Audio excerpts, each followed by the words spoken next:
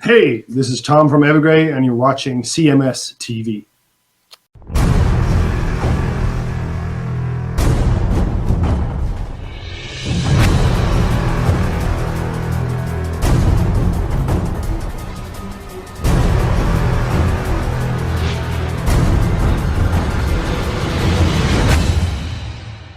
It's Black Sabbath right here on your classic metal show from the Eternal Idol release. That one featuring Ray Gillen on lead vocal on two back-to-back tracks there with the Eternal Idol and The Shining. That one going up by request of Ben in the chat room. And just before that, we heard the classic from the Bleak Out album from Scorpions with No One Like You, because there's no one like you, Shelley, in the chat room. Ooh. And Armored Saint, Long Before I Die, for Sal in the chat room for his unemployed friend, who also got his got kicked to the curb by Allstate.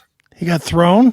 He got kicked to the curb. He said, "Get the fuck out of here." So that's for Out of Work Dale. All right. Well, Dale, hope you find a job soon, and hope it's better than those cocksuckers at Allstate. So the wokiest of woke companies are winnowing out the guys who would actually be a resistance to their woke movement. Ugh, that just sucks. I know. Is what it is. You know, it just sucks. Was the Ray Gillen recording officially released? Yes. Yeah, it was on the deluxe box set, is it not? Yeah, it has both versions on the deluxe remaster, which is what I just played it from. And you know what? That just is phenomenal. Yeah, it is. Black Sabbath has done a good job with their reissues, to say the least. So you can pick up the Eternal Idol deluxe edition, and it's got both song, both Tony Martin and the Tony Martin version and the Ray Gillen version all on one. Yep, good stuff. So you will like that. What a shame. What a shame, because Ray Gillen, I don't care how whatever he did with Badlands or Black Sabbath or whatever he did, band, right? His vocals are just the most haunting. They cut to your soul. Every time I hear Ray Gillen sing, man, it just does something to me. It's just like, holy shit, that fucking guy. Yeah, he's one of my favorites of the time, minus the HIV spreading, allegedly. Alleged HIV spreading. We don't know it to be true. We never saw a blood test, but no, we did not see any physical proof of that. Well, but we sure heard a lot about it. That's the reason why that Badlands releases are not in print. That's right. So, well, that's too bad. What was interesting? I'll let you make your point here. No, go ahead. We've talked about this on the show before, but our friend Jizzy Pearl gave us the heads up about that years before it was made public. And then when it was made public, of course, Eddie was like, I was the one who broke that news. Well, no, Eddie, we knew that years ago. We just didn't say anything because it just wasn't the time. Well, it did, and it didn't make sense. There was nothing to prove by saying something about it. Of course, but when we were told on the QT that was the thing, we were just, I remember both of our reactions was like, holy fuck, are you kidding me? Yeah, neither one of us knew. Well, I think part of it too is neither one of us knew Ray. Like, I never met him. Did you ever meet him? No, I never met him. No. Yeah, I never met him either. So, it's not like it was like, holy shit, that's a friend of ours. How can it be? No. It was just but that was the whole Hollywood rainbow crowd. I mean, if you've never been to West Hollywood and you've never gone, to the Rainbow or anything. I mean, I've been to the Rainbow many times, and if I go to LA, I have to go to the Rainbow. It's just something you just have to do because it's such an iconic place, and it's like the spirit still lives there. You know what I mean? Right. And the Rainbow crowd, the rock and rollers all knew each other. They did. That's where the rock and rollers hung out, and everybody knew what was going on with everybody else. And this was what was being said among all the other folks that all hung out there. Sure. So, yeah, it's tragic. That's one that I wish would have had his whole career. Because I would have liked to seen where he would have ended up. Sure. And see if he could maintain the voice that we all really enjoy. Yeah. Or if he would have ended up sucking at the end, he'd been rise up to the shining. If he'd have drank and smoked it away. Right, exactly. Well, I wanted to do something here it should be a Chris Akin Presents thing, but I wanted to do this for the bigger audience. So I'm going to do it here. You're going to share your great talent on this show. I am. I just want more people to see it than would with Chris Akin Presents. So a couple of weeks ago, yes, I did Eric and I did an interview with a guy named Tony Simerman, who's the owner of Knucklebonz Collectibles. Yeah. Knucklebonz, if you're not aware of them, Stephen Piercy uses the Knucklebonz mic stand or mic grip. Mm-hmm. Well, in the conversation, I jokingly said to Tony, yes, he asked me what my favorite piece was in his collection. And I said that I loved the Pantera Far Beyond Driven vinyl skull. Okay. So fast forward 2 weeks. He sent one. Look at what comes in my mailbox. Yeah. Look, how about that? Hold on. I'm going to blow it up to full screen because I'm going to show you the box and I'm going to show you the thing here. Oh, nice. Because this thing is Nothing like taking a drill to the skull. Hello. Yep, you're good. Hold on a minute. Now I fucked everything up. There we go. All right, let's try that again. Nothing like taking a drill bit to the skull. Hell yeah. So here's the box. Yes. And it looks awesome, right? It's kind of like Nightmare on Elm Street type thing. It really is. It's just a cool thing. It is. So, put the box over here. So I got to hold the screw in because I have not bought the glue yet to put it in. Oh, you have to. Is some assembly required? Well, look at this thing. How about that? Look at that motherfucker. How cool is now, that? see, you not being a collector of shit. Yeah. Now I know you'll proudly display that. Oh yes. But within a year, it'll be covered in dust and spider webs. but that is very cool, though. Is that not the coolest fucking thing? I like it. So what is it? Is that ceramic? What is that? It's vinyl. It's some kind of vinyl. But yeah, okay.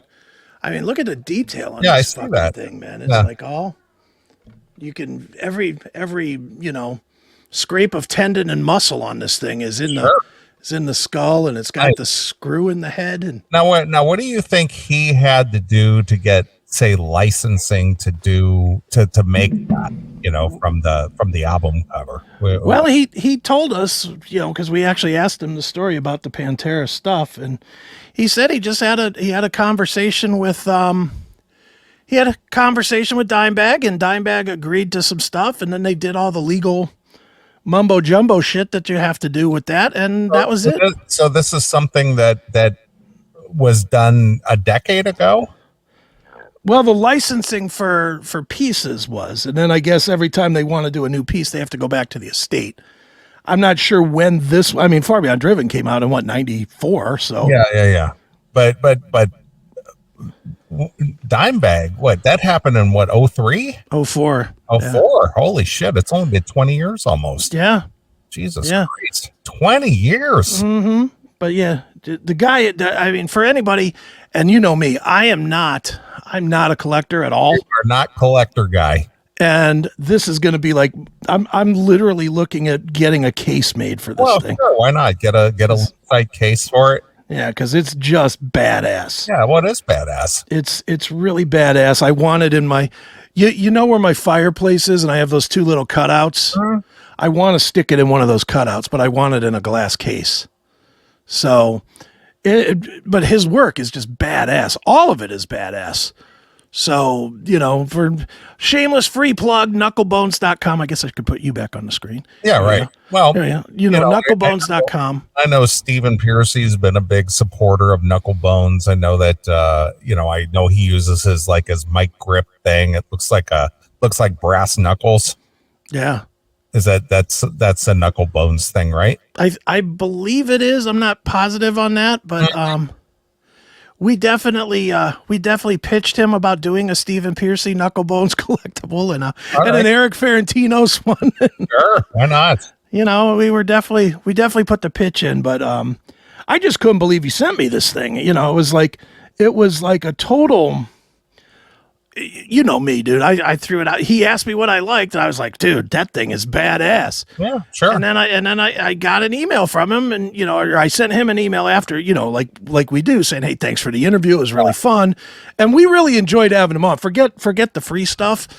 You didn't have him on because you didn't have any expectation that he would throw you a bone. You just had him on because he does something cool. Yeah, and again, I'm not a collector, so it wasn't like I was secretly hedging my bets for a collectible. Sure. I don't collect anything. Right. But he asked me what I liked. I told him, and then when I sent him the thank you email, for coming on, and we ended up chatting just kind of about metal that had nothing to do with what he does. Right. We chatted for a while about what he does, and then it was just shooting the shit about the old. He's from San Francisco area, so we were shooting the shit about Bay Area thrash for a while, and he told me at the end of the interview, he's like, man, I never get to do that. I never get to just talk metal because we're always working. And I said to him, dude, if you want to come on and just shoot the shit, that's fine. All good. I mean, did he, not that you would have brought it up, or maybe did he know Bob Nalbandian at all? I didn't ask him. He may have, he may not have, but next time I will ask him that, because that's a good question. But he in the end, not forgotten, Bob. No, absolutely not forgotten. Dude, I was saying that the other day with the Metallica record, about how the Metallica record, I think it's really good. But at the same time, it's kind of sad for me because it's the first one that Bob will never hear. Right. Well, no, he's picking it up in heaven.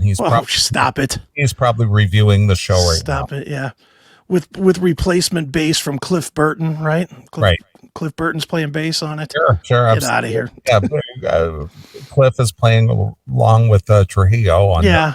He said, well, if I was playing on this, I would have done it like this, Bob. That's right. Doom, doom, doom, doom, doom, doom. It would have had been more aggression here. Yeah. I like Robert and all. He's cool. And, I don't think he's a good replacement for me, but that's right. Had I played on this new release. Yeah, this is how it would have sounded. I phoned in to Eddie and I said, hey, Eddie, how could I have played the bass on this? And Eddie said, Cliff, I would have gone doom, doom, doom, doom instead of doom, doom, doom, doom. Yeah. I would have done that instead. Exactly. And I said, God damn it, Eddie, you have some pretty goddamn good suggestions. That's right. Sorry, God. Yeah, you're the king, Eddie. But no, anyway, back to Simerman, Tony Simerman. I derailed your whole discussion. No, it's all good.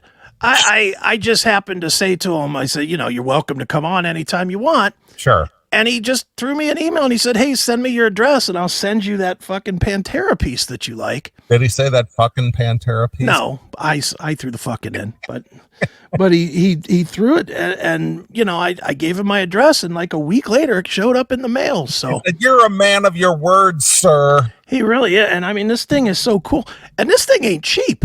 It's not. I don't think it would be. It's not like, Does it have a number? Is it a numbered thing? It probably is. I don't know where the number would be on this thing. Oh, yes, I do. It's right here. It's number 678. Look at that. Of 1994. All right.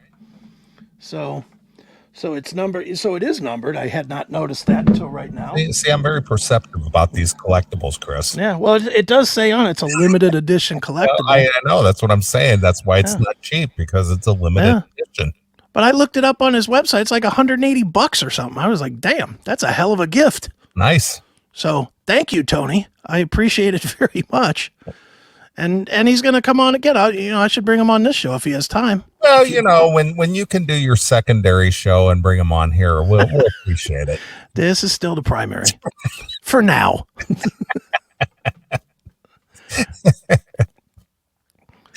Oh, good. But yeah, just very nice of him. So I did want to publicly say in front of the biggest audience I can say it in front of, thank you, because what a gift. It is a nice gift, and especially since you're such a mega fan. Yeah. I mean, and it's just so, tell me, this thing fits my house. It just fits what my house is, just a fucking wreckage. Yeah. If only the X can see me now. Oh, we used to have sailboats up in that area. Now you've got these awful skulls with a drill bit through it. Yeah. Now we got skulls and we got a fucking stuffed archer hanging off the TV and everything else.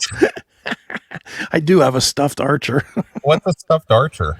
It's Archer. Oh, the cartoon Archer? Yeah. Oh, God, I love that show. Yeah, somebody gave it to me at some point. We were talking about Archer here on this show, and somebody gave it to me at a show, literally at a concert. Nice. Like, they heard us saying that we were going to be at a concert, and somebody handed it to me and said, I know you guys love Archer. Yeah, Archer's the And best. they handed me a little tiny stuffed Archer. A little Archer. Yeah, so I hung it on my... And you got your Roger Waters on the wall. Yeah, got the Roger Waters on the wall, got the T-shirts over here, got the fucking Zeppelin concert ticket from the show that got canceled. It's just all like droll shit. Yeah, I don't have much. I used to have this house decorated in very classy way, and you've just ruined it. Pretty much true. What is this? What is this goalpost television stand? What is that? Yeah. Well, she doesn't like that. She wouldn't like that. Well, that needs to go in the garage if we had one. And then even in the hallways, I've got, in the hallway, like by the bedrooms and the bathroom, I've got concert posters from, various shows from like Kiss in 74. And I've got a Led Zeppelin from 77. Disgusting. I know. I've got the latest Sepultura album autographed because they sent me an autograph copy. I've got the Stephen Piercy View to a Thrill because they thanked us by name. So I put that up on the wall. I have a couple. I actually have a little collection now. Not huge, but I have a few things these days. What's the View to the Thrill? A CD cover or something? Yeah, CD cover. All right. I don't even think I have that. I bought it. I actually didn't. Oh, okay. I didn't have Steven. I still need to get it signed at some point, but sure. But I literally took I bought one of those little frames that you put the CD in and whatever, and I just flipped it inside out so that you could see where our name is in it. So. I know we're in the Smash release, but I didn't know we were in the. Well, maybe it's Smash. I don't know. I don't even know what it is. It's on my wall. I don't look at it. Is it the reddish one? I don't know. It's on my wall. During the next break, I'll go get it. During the next break, I'll take it off the wall and bring it in here. That's so funny. So, but yeah, I just wanted to say publicly thank you so much to Tony Simerman, because what a fucking hell of a gift. Yeah, that's a good deal. Yeah, that is just nice. Yeah, so now basically, if anybody's listening out there, we will do interviews with you for gifts. Let's get a gun store on then. Yeah, man. Let's get your gun guys on. Yeah. Let's get some free shit going on. Hell yes. So anyway, so that's that. That's all I wanted to do was say a quick thank you to Tony. Very good. So, excellent stuff. Hell yeah. All right. Perfect. So what do you want to talk about? Do we got stuff or? I do. I got go ahead. But I mean, if you have something, that's great. But I mean, I've got stuff that's been stacking up for weeks. No, take this segment and do some of that stuff, because in the third segment, yes, I'm gonna acknowledge the chat room on both sides. Okay, both sides have been asking me for this for weeks, and I finally took the time to do it. We're gonna do our first of many Good Times reviews. I put that together this week. Now this is the new Good Times. No, there is no new Good Times. This is an old thing. Yeah, this is they've been asking forever for us to critique. Oh, the miserable life of James in Florida. James. They've been asking for months, so I actually took the time today to find a good episode, and I wrote down some cues so we don't have to watch all 25 minutes to get to it. But we'll do some Good Times reviews in the next segment. All right. Just-